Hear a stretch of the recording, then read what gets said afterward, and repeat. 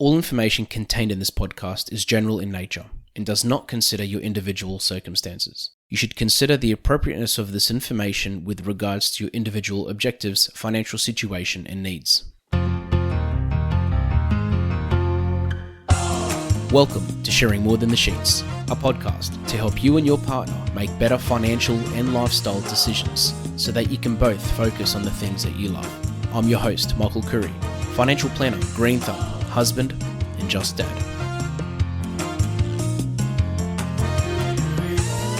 This segment is called Michael's Magic Moment. It's my opportunity to play a little snippet from one of our previous episodes, which resonated with our listeners, that I received feedback from, or I felt really had an impact on some people's lives. Hope you enjoy it.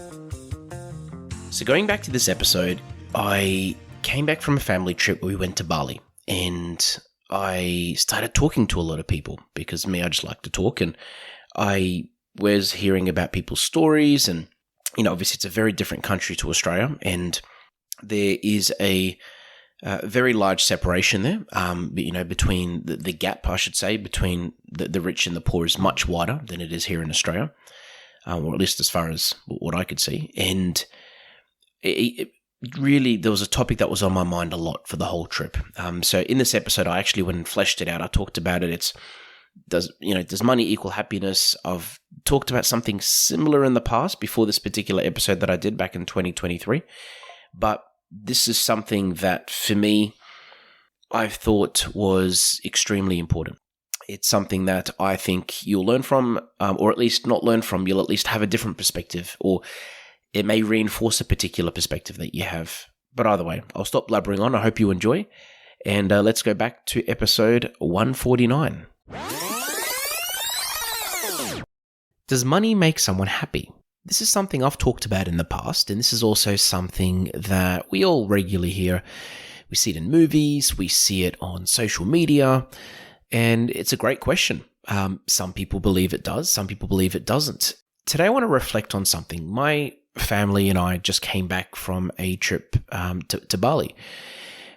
We were away for a week, and it was actually the children's first overseas trip together as a family. We went years ago when we had our first child, and he was really young. But this was our first proper family trip, and it was great. It was great. Personally, Bali wouldn't be on my number one place to go, but when you go, you realize why people love it so much. Is amazing. Like the people are so nice. The scenery, the food. There's so many things to do. And for those that have been to Bali, something that they'll tell you is that things there are really cheap. Now, when I say cheap, I mean cheaper than Australia. The food is cheaper than what you'd pay here in Australia if you wanted to buy a pizza or have a drink. The paying people to take you around for the day, going on tours, it's a lot cheaper than Australia, mainly because of their currency. But at the same time, it's also a country where there are a lot more people, which, let's just say, they're not as well off as us here in Australia in general. We have a lot of government, a lot of support from the government. I'm not sure if they do. I don't know enough about Bali to comment on living in Bali and what it's like, but just talking to people there and meeting people at the shops, the easiest way to explain it is that they don't make as much as us. They're not as well off as us here in Australia. And in general, you have to hustle to get food. There are more people. I met so many people which really didn't have much, and they're just doing whatever they can to get by. And the thing that I found as well is talking to them, and this is what is the topic of today's episode, is that they're actually pretty happy. Now, they admit to me that those that I talk to admitted to me that life is tough, and they admit that there are some days they don't have much to eat, and they just work with what they've got, and they just make it work.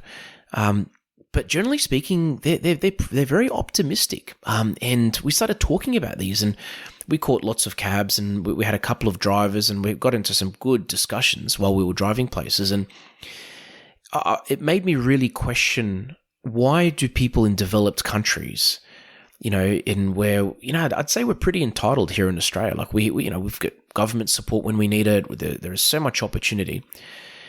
Why do people in developed countries seem so sad, And I know there are obviously many reasons for it. We all go through personal things in our lives, as anyone in the world does. But generally speaking, we're rich compared to some people in countries like that.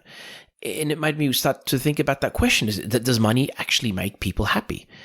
Now, I did a bit of research online, and from what I can see, there are some polls and there are some studies to show that yes, money actually does make you happy, compared to someone that doesn't have any money. So I mean, just to rephrase, those that have money are happier than those that don't.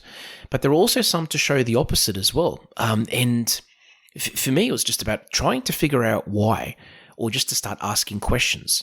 Now, I got told by one person that they're happier because they've got much better social lives than those that live in other countries. They just explain that, for example, they don't care about materialism. They're not consumed with that. They're not consumed with having the best house or having the nicest car. They just want a car that gets them from A to B that is not going to break down as much. They just want a house that's safe. It's essentially, they just want something that meets the average standard, or something that's enough for them. Which it exists in all societies, but in our society, we see it all the time, where a lot of us are just trying to get better and better. They're trying to get the car they want. They're trying to go on the holiday they want. They're trying to do all these things, me included.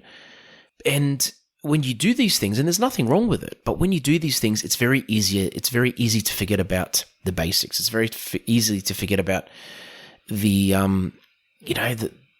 basics of life, such as spending time with family and doing things that make you happy on a day-to-day basis. I did an episode the other day about following your passion. We did a Michael's Magic Moment. We went back to an episode I did with a very special guest. We talked about following your passion and the importance of, working to enjoy life, not to endure life. The other thing that I found is that in Bali, and this is something we don't see as much here in Australia, I haven't seen it in a long time, but there's a big emphasis on spending a lot more time with friends and family, because they have more time to do that because they're not as consumed by materialism. There are some days, some people will just do nothing, and they're okay with that, because that's just normal for them to do nothing. And for those people, they have the time to see friends and family. And doing some research, and again, through talking to people, it seems to be a common trend where people in countries like Bali, they've got more time just to socialize, to hang out with friends, to hang out with family. And that in turn builds great relationships. And you can only imagine what it does to someone's mental health when they're around friends and they can do things that make them happy. And, compared to someone that is living in a society or has a lifestyle, let's talk about lifestyle for a second, where it takes a lot to make them happy. They have to go to an amazing restaurant. They have to buy an amazing handbag. It can't just be something average. They have to go on this really good holiday.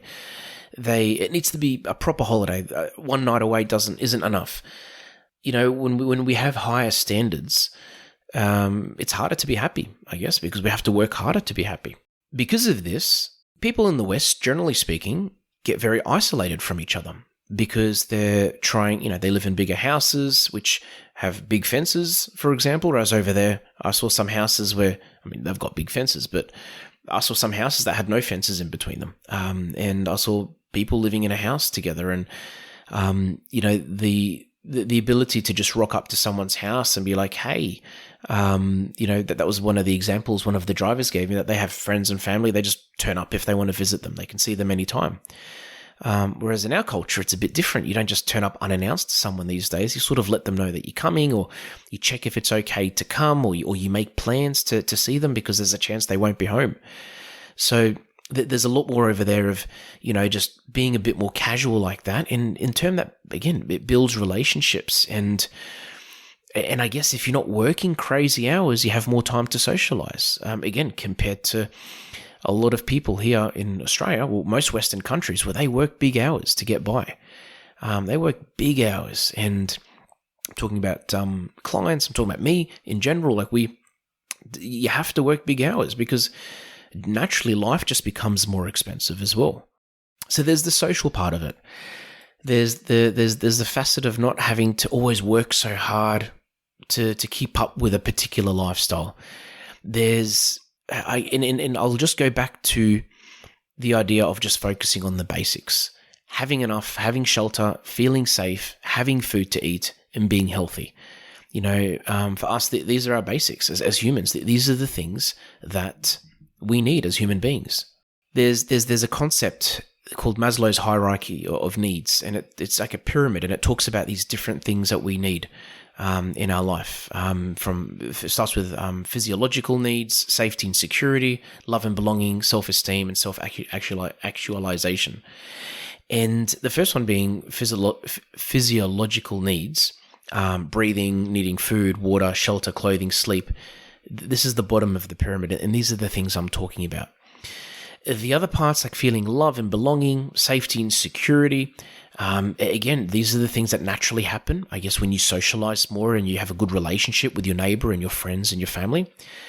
And then there's self-actualization and self-esteem as well. And these come through, sometimes through spirituality, or sometimes it comes through, social environments. And we can relate to some of this, but again, when I was there and talking to different people, I was thinking about this as well. And I was thinking about the fact that if there's anything that we can take away from what I've explained, and if there's anything that I took away from being there, is that we just need to enjoy what's around us. We just need to be happy with what's around us. It's okay to work and to strive for more, and that's something that's inside of us. And that's something that we should always do. We should always be growing and developing. But you can't forget about the basics. Thanks for joining us on Sharing More Than the Sheets. Please make sure you subscribe to be updated with future episode releases, and feel free to share this episode with any friends or family that you think it might benefit. Please visit us at sharingmorethanthesheets.com.au to submit questions or requests for future podcast topics. These podcasts have been brought to you by Better Financial Planning Australia. To book a 15-minute phone chat, visit betterfinancialplanning.com.au.